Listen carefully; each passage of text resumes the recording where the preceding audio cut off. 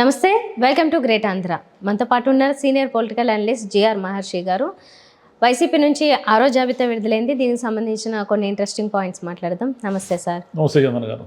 Sir, మనం చెప్పినట్లుగా ఆరో జాబితాలో ఒక 6 అసెంబ్లీ స్థానాలు శాసనసభకి, 4 లోక్సభ స్థానాలకి చెప్పారు, పేర్లు వచ్చాయి. వాళ్ళని కోఆర్డినేటర్స్గా నియమించారు. అయితే ఇందులో కూడా ఒక గందరగోళం కనిపిస్తుంది. చిత్తూరు జిల్లా విషయానికి వస్తే ఇంతకుముందు మార్చారు, మళ్ళీ వాళ్ళనే వెనక్కి తీసుకురావడం, ఇది చూస్తే అసలు ఇది ఎట్లా వెళ్తుంది అంటారు? వర్కౌట్ అవుతుందా? ఎలా తీసుకుంటారు దీన్ని? అంటే ఎందుకో బాగా కన్ఫ్యూజ్ అవుతున్నారు కొన్ని నియోజకవర్గాల్లో. ఇప్పుడు చిత్తూరులో తీసుకుంటే ముందు రెడ్డప్ప గారిని తీసుకొచ్చి గంగాధర నెల్లూరులో వేయాలనుకున్నారు, అంటే అసెంబ్లీకి పోటీ చేయించాలనుకున్నారు. అసలు ఇక్కడ ఉన్న నారాయణ స్వామి గారినేమో అటు చిత్తూరు ఎంపీగా పోటీ చేయిద్దామని అనుకున్నారు.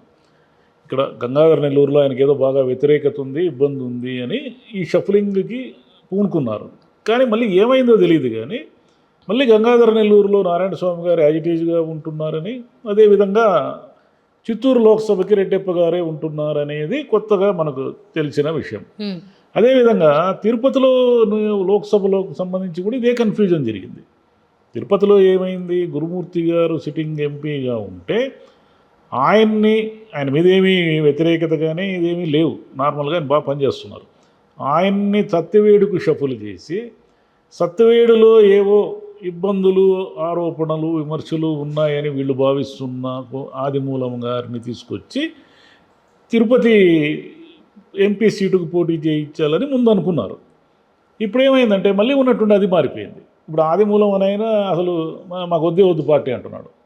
ఆయన పోటీ చేసే మూడ్లో లేడు. కాబట్టి తిరుపతిలో మళ్ళీ యాజ్ ఇట్ ఈజ్గా గురుమూర్తి గారినే పోటీ చేయిస్తున్నారు. సత్యవేడికి వచ్చేసి ఇంత మునుపు కుతూహలమ్మ గారి అబ్బాయి, ఇంతకుముందు మాజీ మంత్రి పనిచేశారు, ఇప్పుడు లేరు ఆమె, వాళ్ళ అబ్బాయి రాజేష్ అనే ఆయన్ని సత్యవేడు కోఆర్డినేటర్గా చేశారు.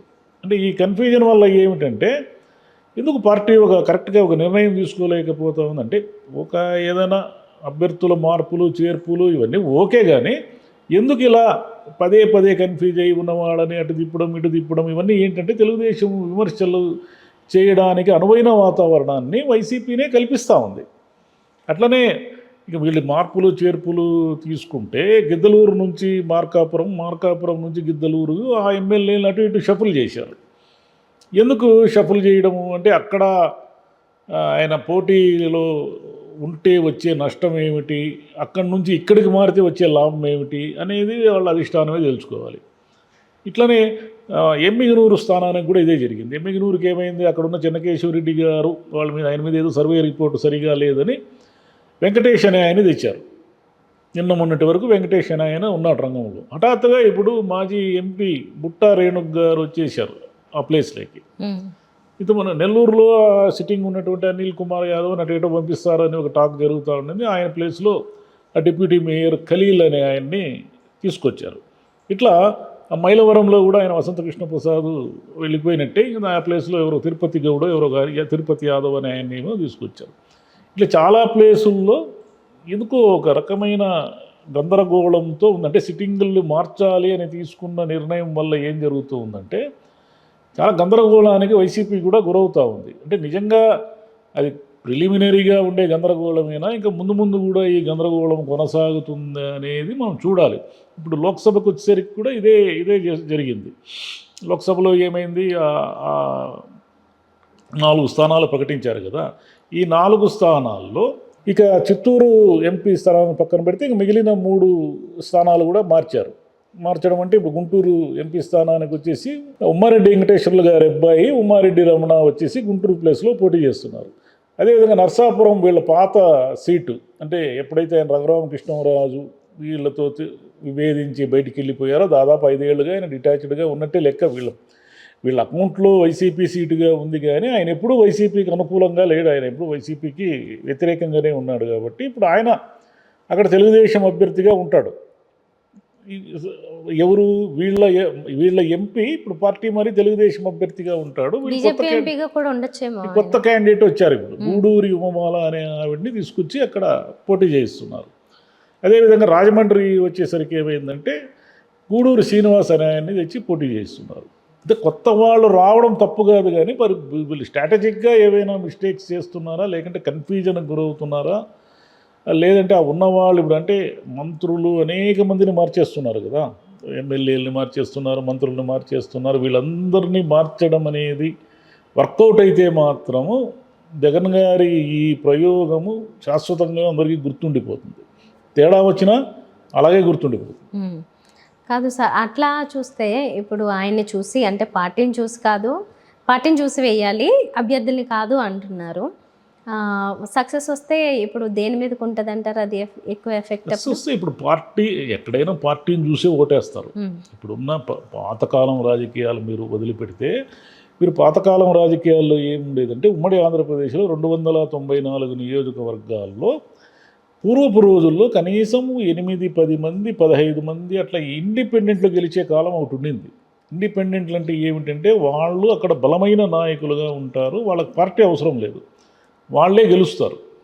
కానీ ఎప్పుడూ కూడా ఇండిపెండెంట్గా పోటీ చేసేదానికి ఉన్న అడ్వాంటేజ్ కంటే కూడా పార్టీ తరఫున పోటీ చేస్తే ఉన్న అడ్వాంటేజ్ ఎక్కువ.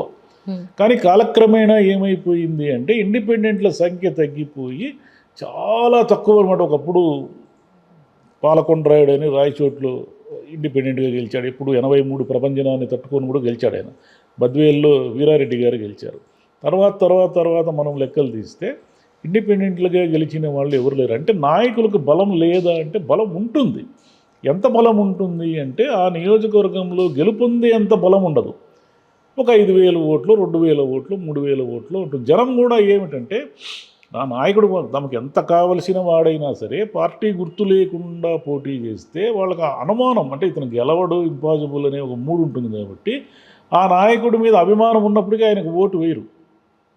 ఇప్పుడు ఈయన జగన్ గారు చేస్తున్న ప్రయోగం ప్రకారం ఏమిటంటే చాలా స్పష్టంగా ఆయనకే కాదు మనందరికి కూడా అర్థమయ్యే విషయం ఏమిటంటే జగన్ ఉండాలా అక్కరలేదా, వైసీపీ ప్రభుత్వం మళ్ళీ గెలవాలా అక్కర్లేదా, జగన్ మళ్ళీ ముఖ్యమంత్రి కావాలా అక్కర్లేదా అనే ప్రాతిపదిక మీదే ఈసారి ఎన్నికలు జరుగుతాయి. 180%.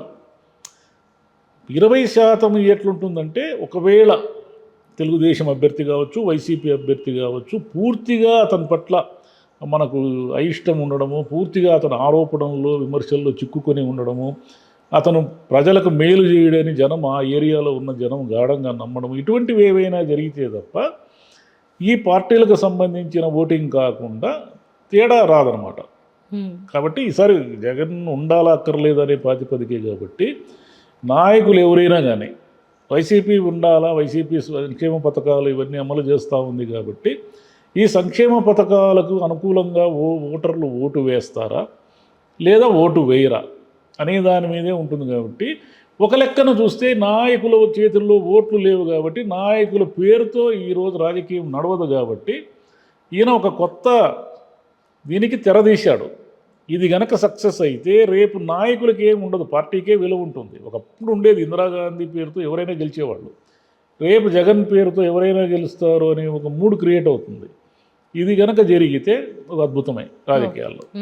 ఓకే, సో మొత్తానికి వైసీపీ ఆ రోజు జాబితా కూడా రిలీజ్ చేసింది. టీడీపీ వాళ్ళు కొంచెం ఏదో కొన్ని స్థానాలు మొన్న అట్లా ప్రకటించారు.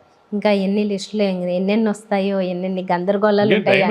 ఎన్నికల నోటిఫికేషన్ వచ్చేస్తే అందరూ పరిగెత్తని గుర్రాల్లాగా పరిగెత్తాల్సిందే. గొడవలు, కుమ్ములాట్లు, అసంతృప్తులు అన్నీ ఉంటాయి. కాకపోతే వైసీపీకి ఉన్న ఒక చిన్న అడ్వాంటేజ్ ఏమంటే సరే ఆ క్యాండిడేట్ల షఫలింగు, బదిలీలు, మార్చడము ఇవన్నీ కరెక్టా కాదా అనేది ఇప్పుడు నిర్ణయించలేము మనం. అయితే వైసీపీకి ఉన్న ఇప్పుడు అడ్వాంటేజ్ ఏంటంటే తెలుగుదేశం ఇంకా క్యాండిడేట్లు నిర్ణయించుకోవడంలో తికమకలుగు జాప్యం చేస్తూ ఉంది కాబట్టి వీళ్ళు ఆల్రెడీ ఫిక్స్ అయిపోయారు వైసీపీ అభ్యర్థులు ఎవరు అనేది. అంటే వీళ్ళు జనంలోకి వెళ్ళి నేనే అభ్యర్థిని అని ప్రచారం చేసుకోవడానికి ఒక అనువైన వాతావరణం ఏర్పడుతుంది.